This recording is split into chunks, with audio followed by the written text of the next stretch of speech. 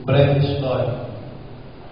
A União das Igrejas Evangélicas Congregacionais do Brasil, a UISB, é um órgão criado para representar e associar entre si as igrejas evangélicas congregacionais do Brasil, promovendo cooperação mútua em diversas áreas, como evangelismo, missões nacionais e estrangeiras, educação religiosa e teológica, atividades ministeriais, etc. A origem da UISB está no trabalho missionário realizado pelo casal Robert e Rachel Carey e Sarah Paul Carey, que chegaram à cidade do Rio de Janeiro, capital do Império do Brasil, em 10 de maio de 1855, para iniciarem no Brasil um trabalho que duraria 21 anos e 57 dias. Casal Carey, chegado ao Rio, foi instalar-se em Petrópolis, numa casa conhecida como Shefheim, que significa lar muito amado. Nessa mesma casa, em 19 de agosto de 1855, um domingo à tarde, Carey e sua esposa instalaram a primeira classe de escola dominical, contando com a presença de 5 crianças, filhos de cidadãos americanos, e foi contada a história do profeta Jonas. Com o desenvolvimento do trabalho, Carey escreveu a amigos e antigos companheiros que estavam em Illinois, convidando-os a virem auxiliar no Brasil. O primeiro a chegar foi William Theatron Pitt, jovem inglês que havia sido educado por Sarah na Inglaterra. Pouco depois vieram 3 casais madeirenses, Francisco da Gana, Francisco de Souza Jardim e Manuel Fernandes com suas respectivas famílias. O primeiro crente batizado pelo Dr. Carey foi o português José Pereira de Souza Louro, em 8 de novembro de 1857. Mas foi em 11 de julho de 1858 que ele organizou a primeira igreja evangélica de regime congregacionalista no Brasil, a Igreja Evangélica Fluminense. Foi organizada com 14 membros, tendo sido batizado naquele dia o senhor Pedro Nolasco de Andrade, primeiro brasileiro batizado por Carey. Evangelistas e comportores preparados por Carey espalharam a mensagem do Evangelho por diferentes áreas do país, chegando à região do Nordeste, propriamente na cidade do Recife, em Pernambuco, onde o próprio Carey organizou a Igreja Evangélica Pernambucana, no ano de 1873. E a partir dessas 2 igrejas, outras foram implantadas em outras cidades. Carey deixou um grande legado, não só para as igrejas que se originaram no seu ministério, mas também para todo o protestantismo brasileiro. Através de sua luta, em um período onde não havia liberdade religiosa, alcançou conquistas substanciais que passaram a constituir um legado para todos os brasileiros acatólicos e para a história do direito civil brasileiro. O casamento civil, a utilização de cemitérios públicos e o registro dos filhos de pessoas não católicas foram conquistas que realçaram a liberdade religiosa brasileira até aos dias de hoje. Deixou também uma ideologia básica para várias denominações comporem o seu sinal.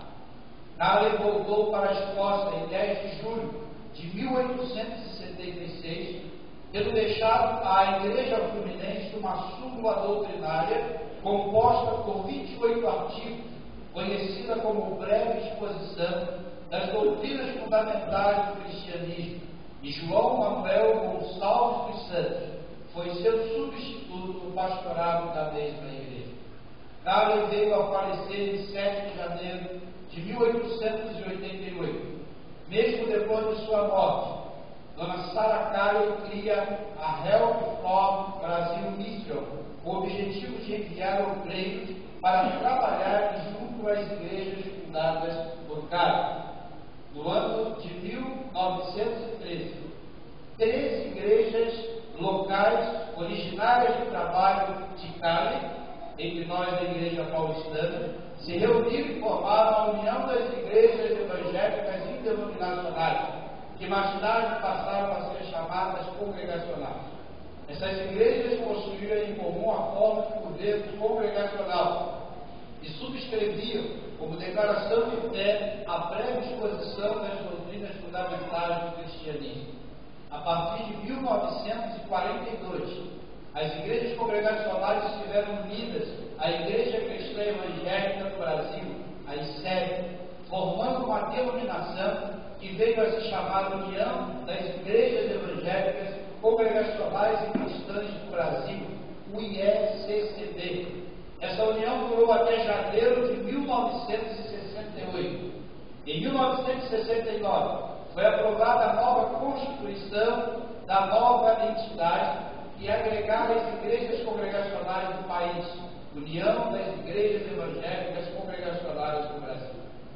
A UECB conta hoje com 400 igrejas associadas e 637 ministros ordenados, segundo o último censo de dezembro de 2011. A sua ação missionária se estende a todos os estados brasileiros e a países como Portugal, Espanha, Turquia, Bolívia, Uruguai, Peru, Argentina, Níger. Mas não apenas a UECB faz missões. Igrejas locais sozinhas ou em parcerias têm enviado obreiros para várias partes do Brasil e do mundo. A UECB possui instituições teológicas que se dedicam à formação de obreiros para as igrejas evangélicas congregacionais, dentre outras, o Seminário Teológico Congregacional do Rio de Janeiro e o Seminário Teológico Congregacional do Nordeste. As igrejas locais estão agrupadas em associações regionais. A UECB possui departamentos que são órgãos que executam os serviços específicos e podem ter ramificações regionais.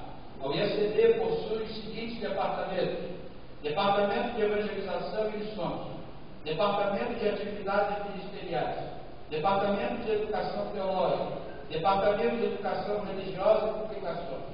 Confederações também são órgãos criados com o fim de coordenar as atividades leigas das igrejas associadas. A UECB possui as seguintes confederações: Confederação das Uniões Auxiliadoras Femininas, Confederação das Uniões de Homens Evangélicos Congregacionais, Confederação da Mocidade Evangélica Congregacional, Confederação das Uniões de Adolescentes Congregacionais.